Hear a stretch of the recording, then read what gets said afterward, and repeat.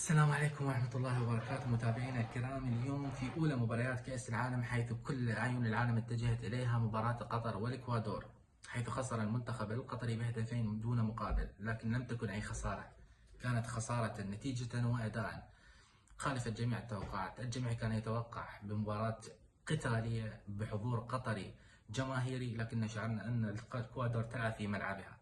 دعم جماهيري كبير، دعم إعلامي كبير، دعم أيضا للمنتخب الذي خاض جميع البطولات المحلية والأوروبية للاستعداد لهذه البطولة. لكن المنتخب القطري كان صراحة جدا مشتت، لم نشعر به حضور ذهني لأكثر من لقطة، لم نحضر به أي شعور ذهني، لم نراه كمجموعة، لم نرى أي لمسة مدرب. حتى الشوط الثاني لم نرى أي تغيير.